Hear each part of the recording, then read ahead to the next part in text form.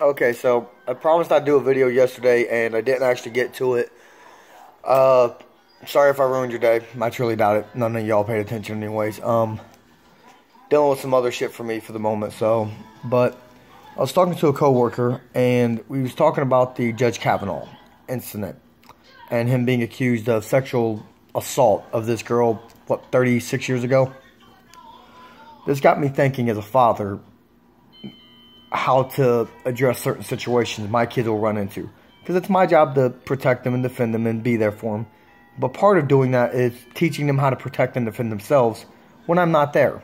As a father of a daughter, it's obvious one of the issues we have to address. We don't like to think about it. We don't like to even bring it up.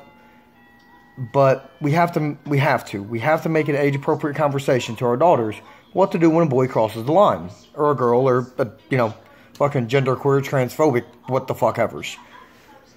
Oh, yeah, I cuss a lot, I use vulgar language, I'm not PC, and I'll probably hurt somebody's feelings. There's your warning. Now, back to the situation. So, I talked to my daughter about what happens when boys cross the line, they push their limits, they try to kiss her where she doesn't want to, blah, blah, blah. And I can teach her physical attacks of how to protect herself. I can teach her who to go and talk to.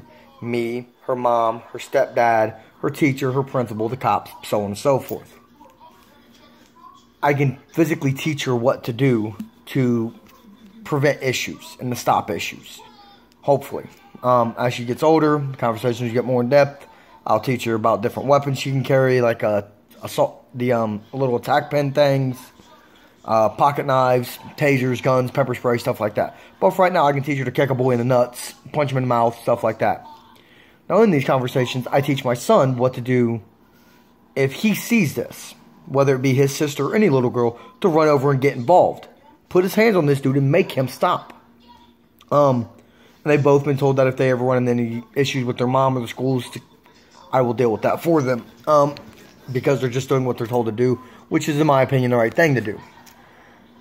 But Kavanaugh case got me thinking a little bit differently than what happens if my daughter's assaulted.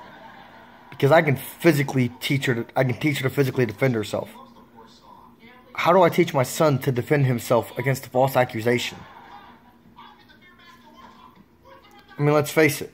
This is becoming very common nowadays. It's becoming a lot more common. It's actually very damaging to the movement of stopping the alleged rape culture. I don't think we're a rape culture, but we do have rapists in our culture, sadly, but every culture does. But how do we teach our sons, men and women, to prevent that, to stop that? What can we do? Once the girl says that he can't run over and punch her in the mouth, that'll look bad. He can't physically defend himself against an accusation. And once it's out there, there's three types of people when it comes to these sexual assault allegations.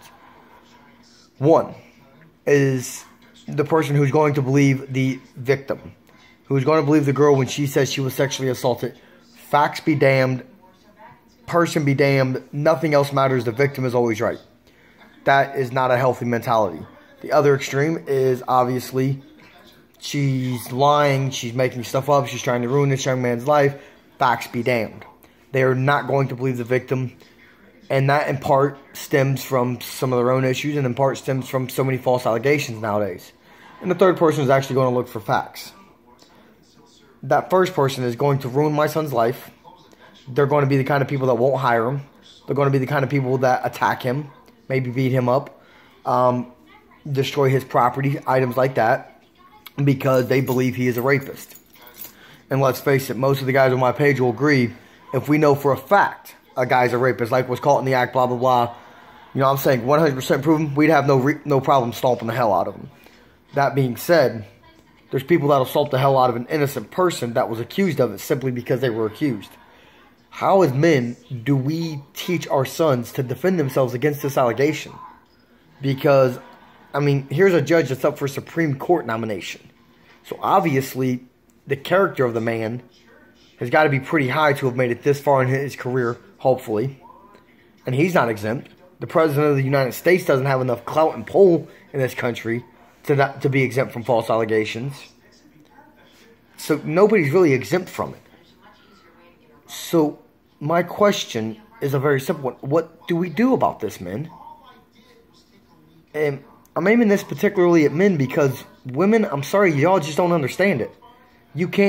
I can't think of a single case where I've ever heard of a woman being falsely accused of rape. She may have been. Not saying it's not impossible. I'm just saying let's face it, it's not a realistic option for you guys. For men, it is. And it's becoming more of an issue. Because now, if she regrets sex 6 months later, it's fucking rape. Now, if she consented and then her friend thinks he's ugly, it's rape. Now, she consented and never said anything else, it's rape. It's pretty much, if she says it, it's fucking rape nowadays. So, what can we do to prepare our sons on how to protect and defend themselves against this type of attack? Is there really an answer? I just don't think there is. But, yeah, got a lot of smart people on my page. Maybe somebody else has an answer. If you do, I'd love to hear it. But, you know, this kind of stems into another conversation that is somewhat related, but not completely. So hopefully y'all understand my ADD and you can deal with this. My other question, I was thinking a lot, you know, I've had a lot going on and dealing with some issues because of my ex-wife and talking to my therapist. And yes, I'm fucking crazy, but I go to a therapist. I've got a rack of pills, so bite me. But there's the argument of which gender is the best, which gender is stronger, which gender is more powerful, blah, blah, blah. And this argument, the reason these conversations stem together for me is women falsely accuse men of rape, which is just despicable and scummy. But I can prove inherently that women really are much more evil when it comes to dating, love, and relationships. Let me explain what I'm talking about. When a little boy grows up, he hits 13, 14 years old, he starts dating. I'm talking I'm not talking recess dating. I'm talking going to the movies, stuff like that. Mom is excited. She wants him to dress up. She wants to get him the right cologne. He's got to be perfectly clean. His shirt's got to be tucked in. Mom helps get him dressed up. Women forget the evil they've done to men in their teenage years, their 20s, their 30s. Hell, some of y'all never quit being evil. Y'all forget about all the hell that you put boys through because you don't think you actually did anything wrong. Men, our daughters start dating, we get scared shitless. I don't know about y'all. I remember me as a teenager. I've already told my daughter when she starts dating, I'm going to start breaking her fucking arms. My exact response to her, I'm like, you're going to start liking boys, and your mom will tell you that is okay. It's not. And if you really like these boys, think about how valuable and important their life is. Because when they date you, I'm going to kill them. You see, guys fuck up a lot in dating, and we do hurt girls. I'll admit it. Some guys will admit it. Most guys, I think, will. So when our daughters start dating, we remember that, and we don't want it to happen. You women, you forget about it because you don't care that you hurt guys. You act like it's completely innocent. Just a thought. So, alright. 8 minutes in. This is actually going to be a quick video. I usually last about 30. Well, at least on the video I do.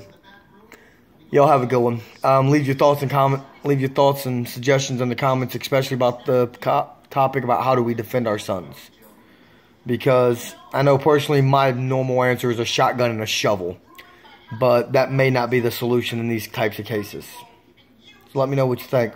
I really am curious because I'm at a loss.